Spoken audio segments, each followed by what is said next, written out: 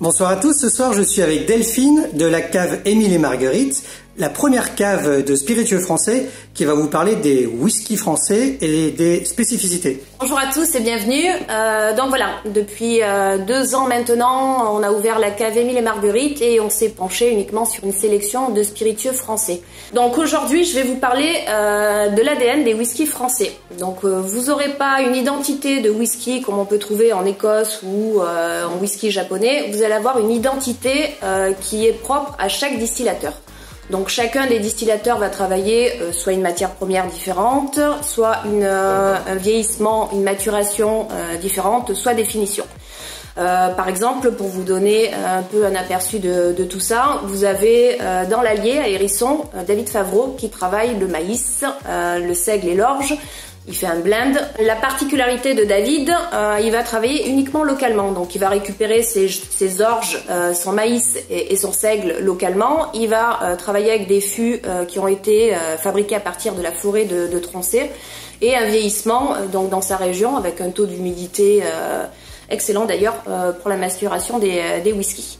On peut aussi parler des whiskies de Moutard. Moutard, lui, est spécialisé en champagne. Il fait aussi des eaux de vie de Mar, donc la fine de Bourgogne, la fine champenoise. Et là, il s'est adressé à des producteurs, à des brasseurs qui brassent de l'orge locale et ils ont fait vieillir dans des fûts de ratafia qu'eux-mêmes avaient fabriqués en amont. On peut parler aussi d'Eric, de la distillerie du Vercors Sequoia. Donc on est sur un whisky bio. Là pareil, les orges sont bio, viennent de la région. Et la particularité d'Eric, c'est de faire une distillation basse température, donc ça dure à peu près 14 heures, et il distille à 50 degrés. Donc vous allez avoir une extraction aromatique très délicate, et l'ADN d'Eric, de la distillerie du Vercors, sera celle-ci. Vous avez également l'Énaïque Le Maître qui se retrouve à Languénan, donc la distillerie Naguelan.